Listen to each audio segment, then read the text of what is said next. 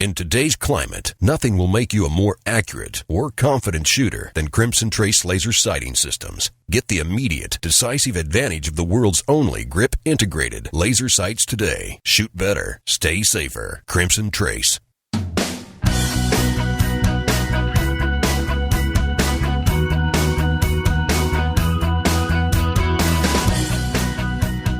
The #1 national voice in defense of your Second Amendment rights. Gun Talk, available on iTunes and on the free Gun Dealio smartphone app for Android and iPhone. To be on the air with Tom, call us now, 866-825-5486 or 1-TOM-TALK-GUN. Now, here's Tom.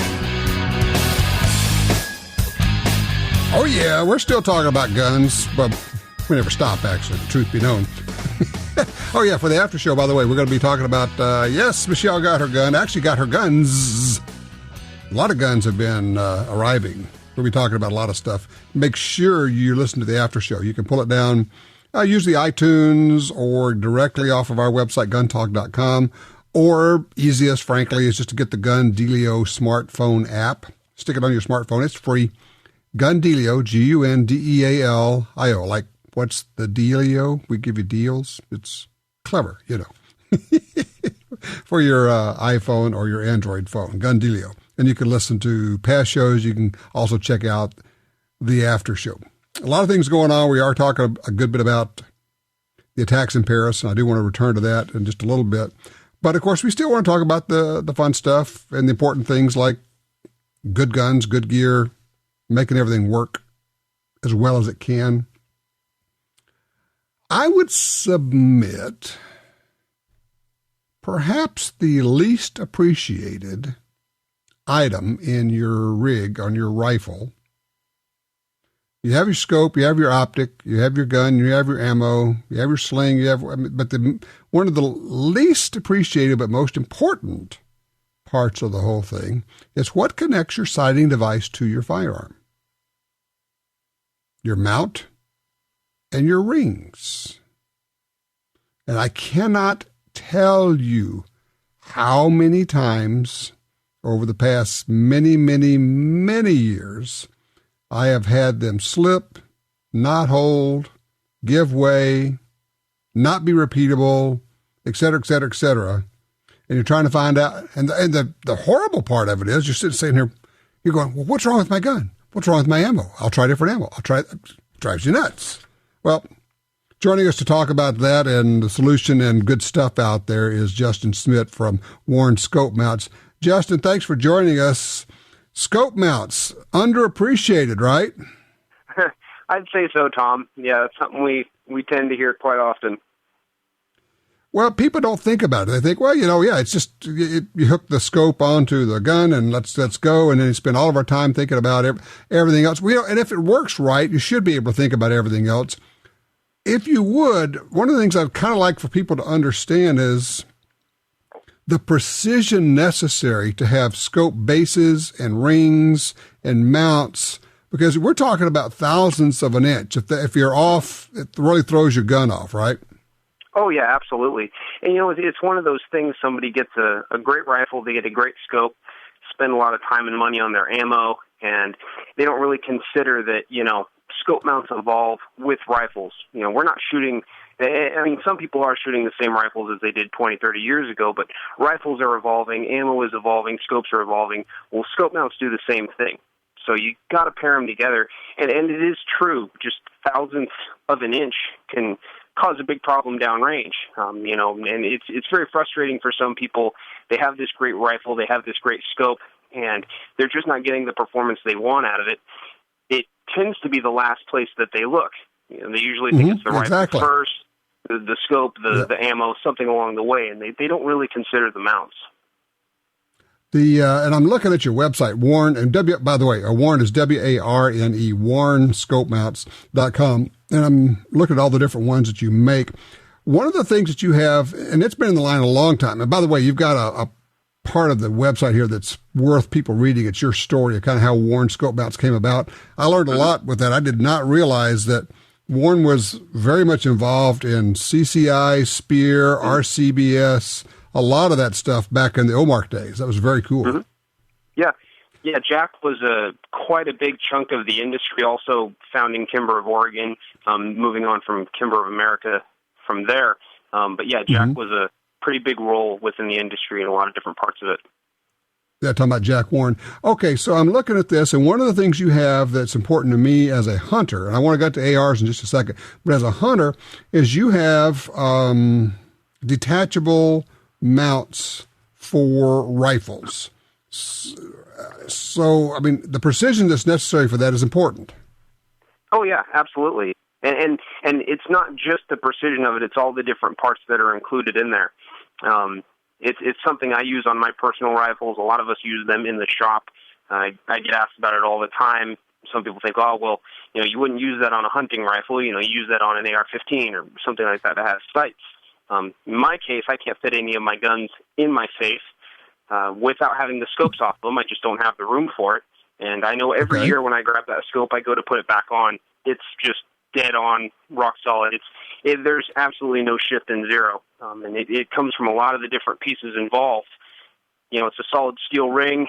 The lever system that we use is very, very precise. Really, the key to it is the recoil key, which is a separate piece. It's not a part of the ring in any way, but it's attached in there. It's a stainless, flat-face recoil key.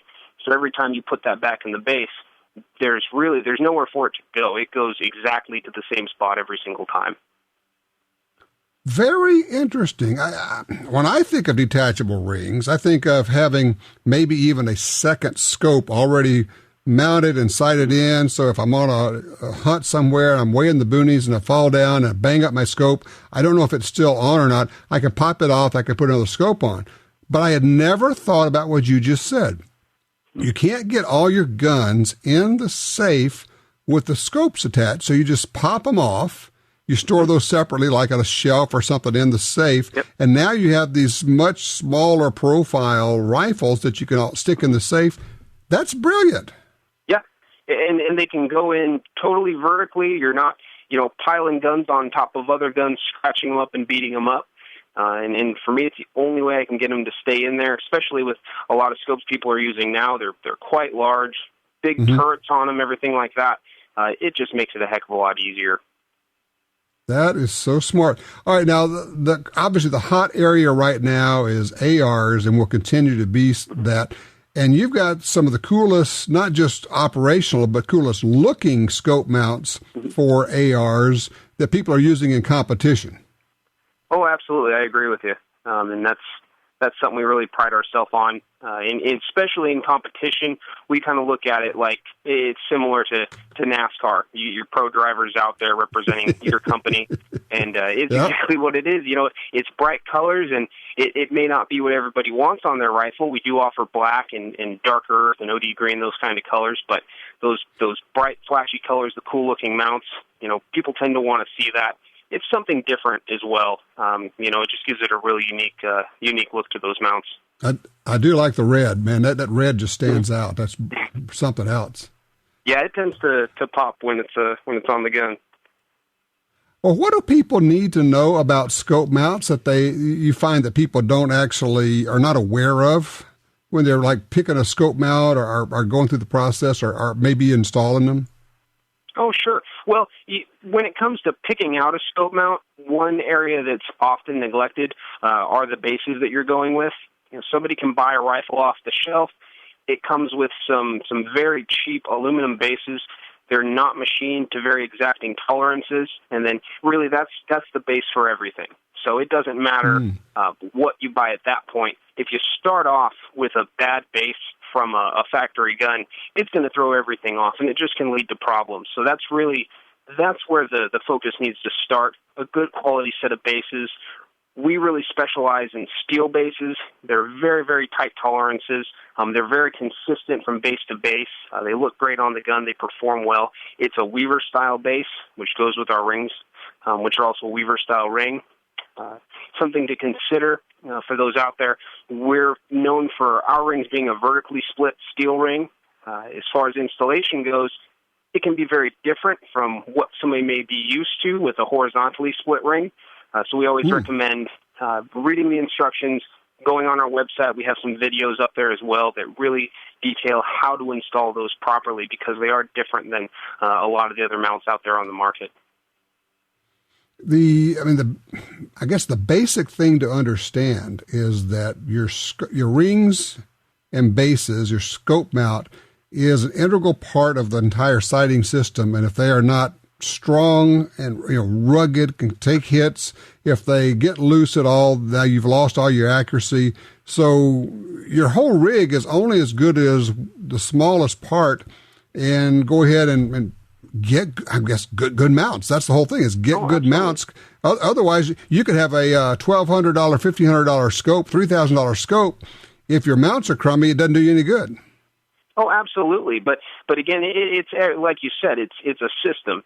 It's every single part of that. A good scope, a good set of rings, a good set of bases. You can miss one of those steps, and that can lead to issues, and then you're going to end up troubleshooting where's the problem coming from.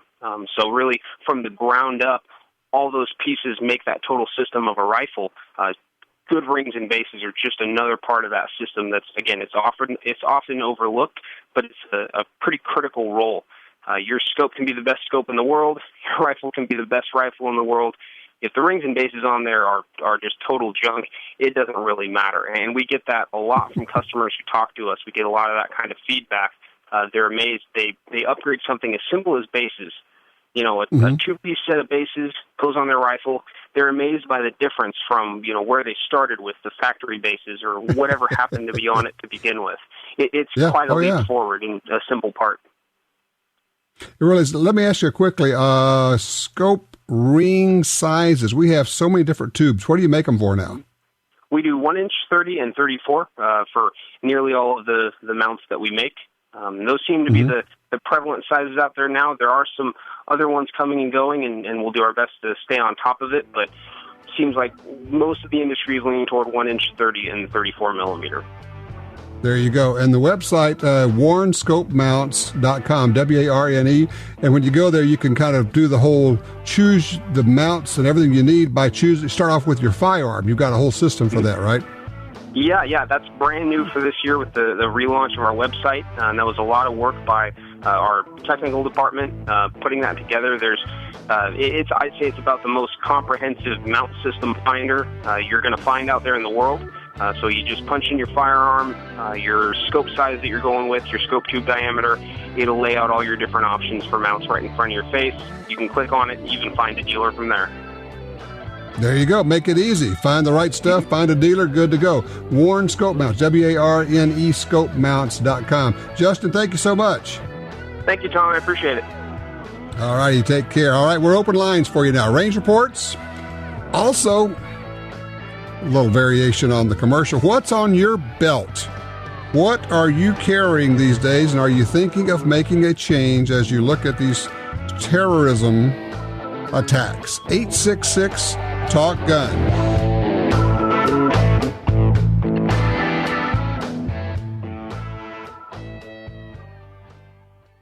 Gunny here to talk about how Glock's commitment to safety, durability, and reliability gives one a sense of confidence. Whether you're a Tier 1 operator or you're an average Joe, Glock supports those who go into harm's way by giving them the means of reliable defense. Our troops and veterans know better than anyone. You're only as good as your tools allow. Confidence is more than a state of mind. Confidence is what you carry. And I carry Glock. You got your carry permit, and that's good. But you know you could use more training. Get the DVDs, which have what you need.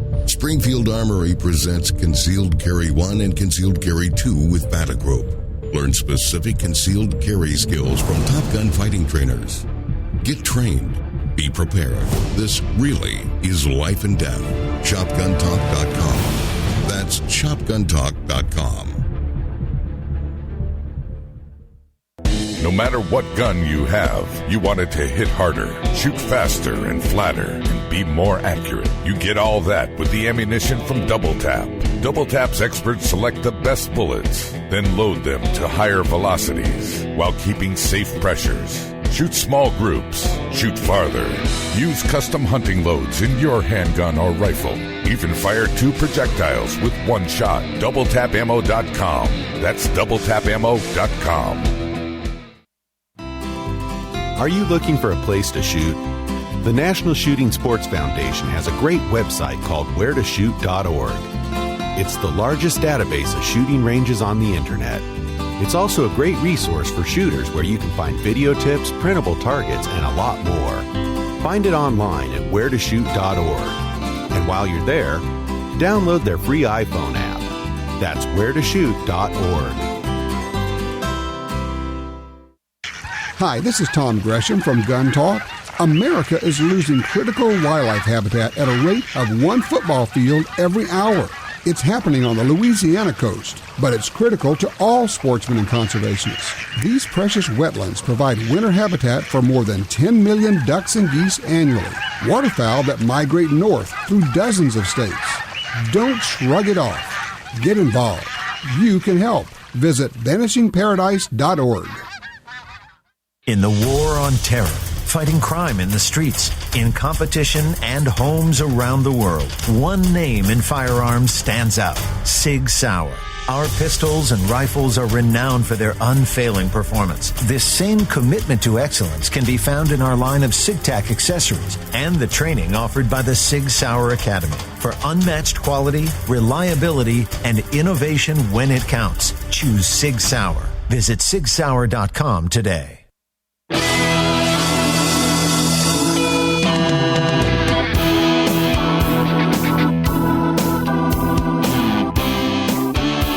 Back with you here, 866-TALK-GUN. Just got an email from my buddy Dean. He said he was at the Reno air races. We're pilot buddies.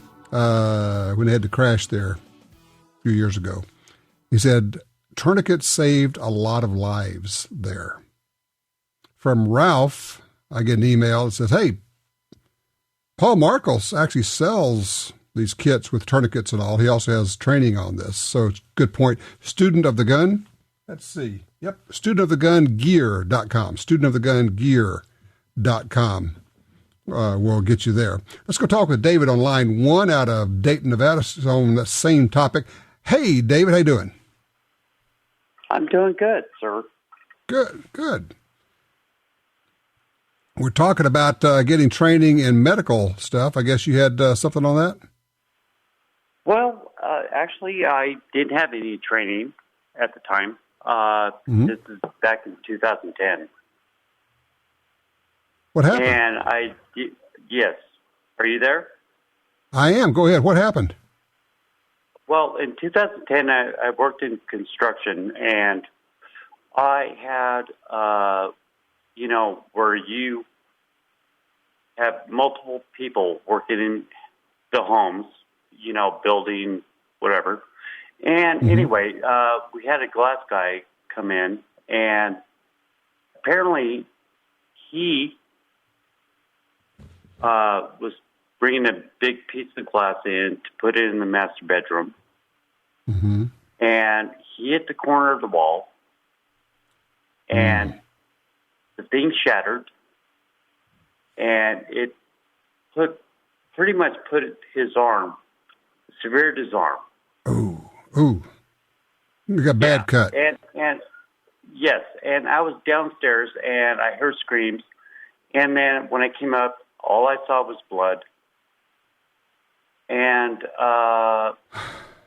the superintendent at the time, he was puking. But anyway, I took my belt off at the time, and when I saw the blood, and I put my belt around his arm to stop the bleeding. And I have not heard from that guy since. Well, I take it he lived. Yes, he did, but he has 40% of his arm. He has 40% mobility. Right. Well, and you did a great thing. You jumped in when others couldn't, and that's the whole deal. But, that kind of goes to the whole, that's part of what you get with training too. It's not just the understanding and the ability of what to do, but it gives you the confidence to move in and do what needs to be done. Because, if you take one of these trauma medicine classes, you'll be running in there and putting tourniquets on dummies or on each other or whatever, however they do that. You'll be doing airways. You'll be doing things like that. And you'll go, yeah, I know how to do this. And okay, so he's got limited mobility. He's got, a disability, but he's still alive because you jumped in, and good on you. And look, I appreciate the call, sir. That's excellent. But yeah, to the point is, get the training. This kind of training is available everywhere. And I don't care if it's a tactical medical class where you're actually doing, and some of them, they actually do shooting and first aid, or if it's just like an advanced Red Cross class, something, but get the training. If for no other reason, just for the members of your family. I remember in my scuba class, in fact, somebody you probably still know, Paul Oberly was the instructor. He's up in Shreveport. He's still doing it. He was teaching us CPR. He said, here's the deal. He says, I want every one of you to know how to do CPR because you may need to use it on me. Well, there's an interesting idea. You want everybody in your family to know how to do this because they may use it on you. So, yeah, it's a good point. Michelle said, sometimes doing well doesn't mean you get a thank you. That's certainly true. But you do what you can do. So there you go. I mean, you jump in, you do what you can do, but you're more likely to jump in if you have confidence. You get the confidence from the training. That's the same with shooting, with fighting, with medical training, with everything else. I know how to do this. I know what to do. Get out of my way. I will take care of this. While other people are quite literally, as David said, over in the corner puking, and this guy's bleeding out over here, you run in and you whip out your tourniquet or your gauze or your quick clot or whatever it is you need in that circumstance, and you'll know that because you've gotten the training and you save a life. I guess maybe I haven't put that fine a point on it. That's what we're talking about here. We're talking about saving lives. We're talking about saving your life, saving your family's life, saving the lives of other people. We're talking about saving lives. Who has a problem with that? Who thinks we should not be carrying? Who thinks we should let other people die? Who has a problem with us being the good guys and saving lives?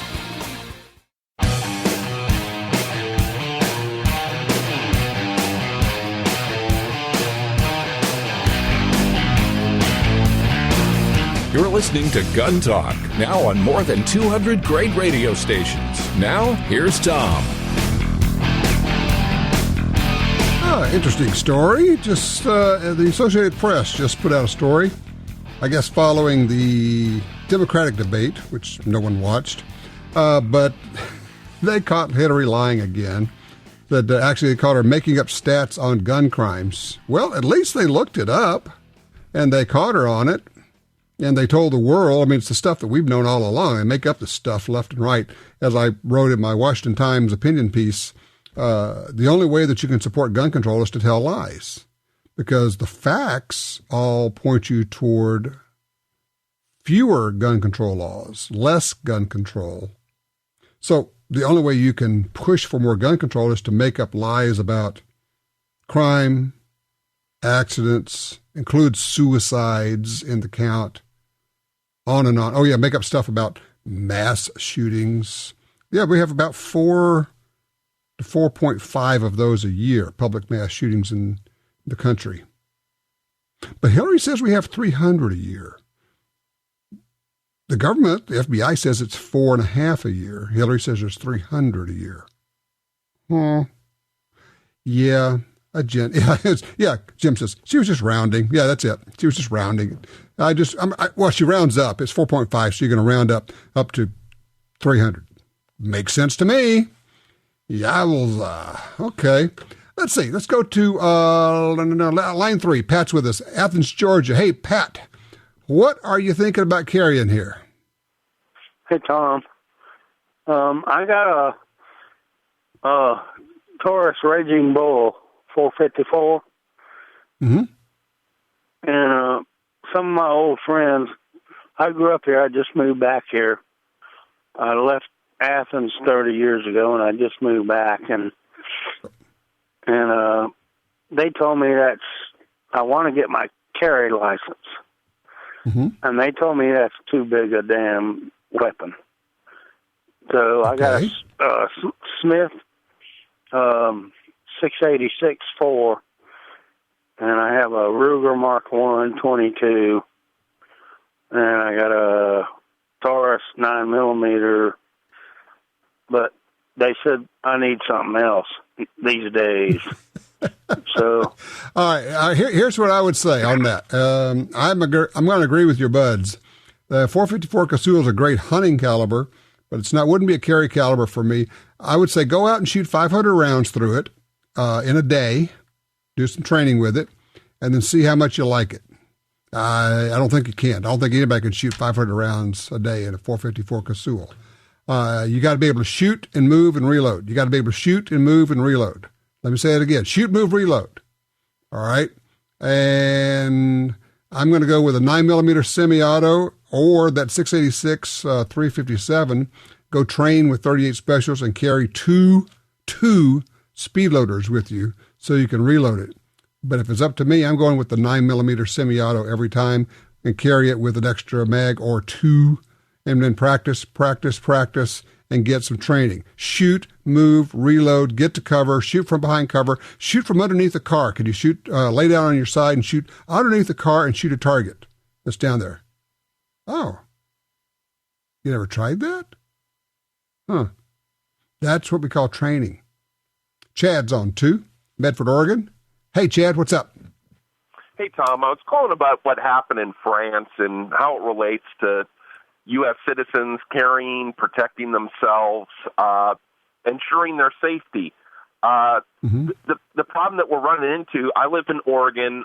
It's a gun-friendly state with the exception of Eugene, north to Portland. The whole rest of the state's great as far as carrying open, concealed, however you want to do it.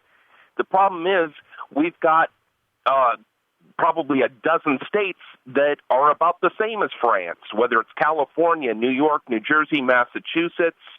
They're all still part of the United States of America, and the citizens of the United States of America that live in these states are being told that they are not able to defend themselves. Now, before the break, you had mentioned who doesn't want us to carry? Who doesn't want us to be armed to protect ourselves? The politicians, some of the judges. That's all fine and dandy, but when the rubber hits the road, the people who actually have control over that are the law enforcement agents who would bust people for this. It's really a scary thing because a lot of people have given up on all of these states as far as, you don't want to carry a gun in Massachusetts, you don't want to carry a gun in California. I'll go out on a limb. When I go to California to visit friends or family I'm relatively close, I carry there. I've carried concealed in San Francisco. I am not going to give up my right of self-defense because someone tells me that I can't when it's protected by the Constitution. Well, and also it's an immoral choice to be put into. I can either obey the law or I can be safe. Choose. You can be safe or you can obey the law. But wait, I'm a law-abiding person, but I also would like to be safe. I'd like for my family to be safe. Nope, can't do both. You can either obey the law or you can be safe. It's an immoral choice they force us into. Chad, thank you for your call. I understand completely what you're saying here. Nate's on 4 out of North Dakota. Nate, you're talking about this is an interesting choice for a self-defense caliber. What are you thinking? Well, I was wondering what you thought about Caltech PMR 30, 22 mag with the 30-round clip. I guess I was wondering. I think it's a very nice choice. I have no problem with that at all. 30 rounds of 22 Magnum. I can't think of anything wrong with it. I've shot that gun. It shoots real well. It's not a lot of recoil. It's lightweight. And 30 rounds, particularly if you had like an extra 30-round mag with you, holy cow, now we're good to go. I have no problem with that at all. Do you have one of those? No, I was thinking about buying it. I have a 1911 45 and I have a Smith & Wesson 380 bodyguard. But I like the idea of having 30 rounds. I just was wondering if that's enough stopping power, the 22 mag. No. I mean, no is the answer. If you already had one, I was going to say, yeah, go with it. If you don't have one, understand the other thing is it's a fairly large pistol, as I remember. I haven't actually laid it next to another pistol, but I think it's fairly large. I would say I would look at some options, I guess would be my thought. I think it's maybe a cool house gun. I don't know. Does anybody else have the Kel-Tec PMR 30? Anybody use that for self-protection? Everybody carry that gun? I'd love to know what your experience is. It's not a bad caliber, but it doesn't have the power of a 9mm. And you can carry a 9 that has 17 rounds in it, 17, 18, 19 rounds in it. Gotta say, I think if I were starting from scratch, that's where I would go. I would go with the full capacity 9mm. Well, not only would I do. If you were to look at me right now, you would see that's what's sitting on my belt. Yes, even doing the radio show. Yes, and there's a spare magazine there too. 866 Talk Gun.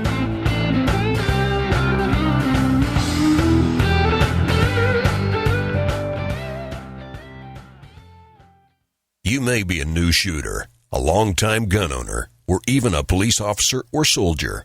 No personal defense handgun is fully equipped without a Crimson Trace laser sight or light. Get the confidence and reliability you need to protect family, home, and country. Call 800-442-2406 or visit crimsontrace.com for a free copy of our new laser training video, The Laser's Edge, Crimson Trace. You're at a gun store and your phone tells you about hot deals. Want to know about special offers? No problem when you have GUNDEALIO, the free app for your smartphone. GUNDEALIO delivers the latest deals on guns, ammo, and extras direct to your phone. Don't overpay for your shooting gear. Get GUNDEALIO. It's free at the App Store and Google Play. Trigger the deals with GUNDEALIO. GUNDEALIO.com. The Ruger American Rimfire Rifle combines features of the Ruger American Rifle and innovations of the 1022 Rimfire Rifle to appeal to all bolt-action enthusiasts. It features a modular stock system that provides comb height options for scope or iron sight use, a power bedding integral bedding block system for outstanding accuracy, a Ruger Marksman adjustable trigger, and a 1022-style rotary magazine for reliable feeding. The Ruger American Rimfire Rifle, another rugged, reliable firearm from Ruger. Attacks happen every day. How will you react? See real people put into real-life criminal attack situations on First Person Defender. Discover what works and what doesn't. Kidnapping, ATM robbery, home invasion, and other attacks. Learn how to save your life and the lives of your family. Get the entire first season on DVD at shopguntalk.com. Get prepared. Shopguntalk.com. If you're looking for a safe and trusted way to sell your firearms, look no further than Dury's Gun Shop. I trusted them to sell my dad's collection. They built their business for over 50 years on honesty and customer service. Dury's Guns will buy any size collection or estate, none too big or too small. Selling your firearms to Dury's Guns is easy. Go with the pros. I trust Dury's Guns. Dury'sGuns.com.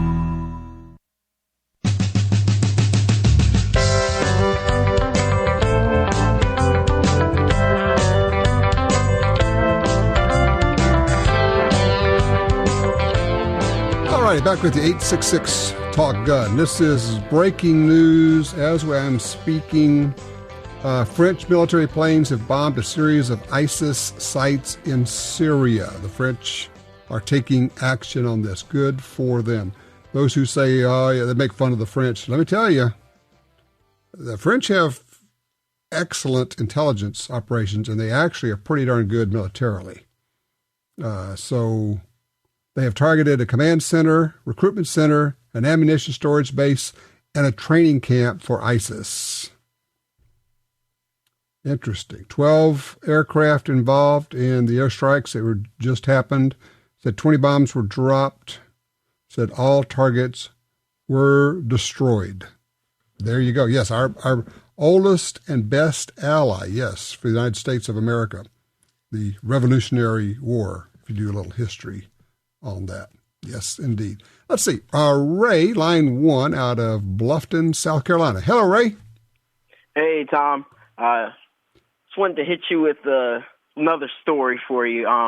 First, I wanted to ask, though, how long have you been in the aviation world? Oh, let's see. I've had my pilot's license for 30 years. 30 years. All right. You ever do any instruction or anything? I have not, although I am, strangely asked, I'm actually working on the commercial license now. I've flown all over the country a lot and done a lot of stuff with a lot of different airplanes. But okay. No, I don't have time to be an instructor. I looked into it and said, nah, I just don't have time to do that. Understood. Well, what I'm getting at here is, do you remember when your instructors were first teaching you all the stuff that you need to know as a private and maybe instrument-rated pilot? Oh, yeah, it's overwhelming. And, see, that's where I'm going. There's been many a times where I've been asked to explain gun laws to people. I'm a non-practicing double I, but explaining gun laws is way more complex, especially when somebody knows nothing. Probably the craziest time I've ever had with that. So my bachelor party cruise, and some Australians at the bar asked me, of all people on this boat, about American gun laws. And I was like, whoa. They was like, can you do this? I was like, well, it depends where you are. Can you do it? It depends where you are. And then just the other night, I was at Walmart buying ammo, and the ladies behind the counter, they just had me rolling. They asked me, how big is a 40? I'm like, well, it depends. Like every question I was asked. Everything I ask, it depends, right? It always depends. It's a great point. That's one of the reasons that people say, well, how can you talk about guns for so long? Well, because there's so much to talk about. You've got calibers, you got velocities, you got different types of guns. You got the gun laws, which change not only from state to state, but sometimes from city to city. You've got, are you in a school zone? Are you not in a school zone? Et cetera, et cetera. It goes back to what our friend Paul Marco calls being a student of the gun. You become a student. This is and I've said this a lot. I'm not sure people really get what I'm talking about, but I'm serious about it. It becomes your part-time job. You have to know this stuff. It's not on somebody else to know it. It's on you to know it. Really is that simple. Ben's on line 3. Just calling in to ask you kind of maybe your opinion. I'm a student at the University of Tennessee, and it is, as are most colleges, a gun-free zone. And I was kind of wondering what your advice would be on finding a good way to defend myself, considering that's a really soft target for a lot of bad people. It is a real soft target. You have, your options are to carry illegally. If I did that, I would go deep concealment, and I would never tell a single person on the planet I was doing it. Or to not carry and have other options, maybe pepper spray, which may or may not be illegal, but you do what you got to do. I'm not sure I wouldn't get one of those backpacks, those book bags that has a Kevlar insert into it, just for that. And then maybe carry some of the, like we're talking about, the tourniquets and everything else for that kind of stuff. But yeah, it is unconscionable that we have these idiotic laws that prohibit guns on college campuses. Do you think that ISIS is going to leave their guns on the sidewalk because of these stupid signs? Do you think that any bad guy is not going to go on there to hurt people because of your stupid policies and signs? No. We know that a number of school shootings have been stopped by good guys with their guns before the cops got there. Good guys with guns save lives. Let me say it again. Good guys with guns save lives. Bad guys don't care about your stupid laws. It's up to you to figure out what you're going to do because it's your life on the line.